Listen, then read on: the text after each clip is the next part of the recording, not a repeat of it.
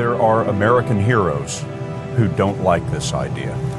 Neil Armstrong, Gene Cernan have both testified against commercial spaceflight in the way that you're developing it, and I wonder what you think of that. I was very sad to see that, because those guys are, those guys are heroes of mine, so it's really tough. I wish they would come and visit and see the hardware that we're doing here. And I think that would change their mind. They inspired you to do this, didn't they? Yes. And to see them casting stones in your direction. It's difficult. Did you expect them to cheer you on? So I'm hoping they would. What are you trying to prove to them? What I'm trying to do is to make a significant difference in spaceflight and help make spaceflight accessible to almost anyone. What's your mission like? Why you do whatever you do? When I was a kid, I was wondering kind of what's the meaning of life? Like, why are we here? What's it all about? And I came to the conclusion that what really matters is trying to understand the right questions to ask. And the more that we can increase the scope and scale of human consciousness, the better we are able to ask these questions. Life cannot just be about solving one miserable problem after another. That can't be the only thing. There need to be things that inspire you, that make you glad to wake up in the morning and be part of humanity. When I was young, I didn't really know what I was going to do when I got older. People kept asking me, but then eventually I thought that the idea of inventing things would be really cool.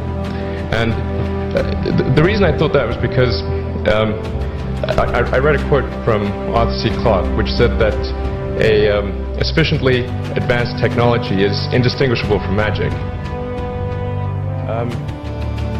A future that is inspiring and appealing. I mean, I just think that there have to be reasons that you get up in the morning and you want to live. Like, why do you want to live? What's the point? What inspires you? What do you love about the future? And if we're not out there, if the future does not include being out there among the stars and being a multi-planet species, I find that it's incredibly depressing if that's not the future that we're going to have. Sustainable energy will happen no matter what. If there was no Tesla would never existed. It would have to happen out of necessity. It's tautological.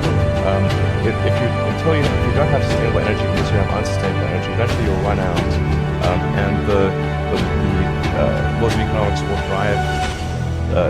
drive civilization towards sustainable energy inevitably.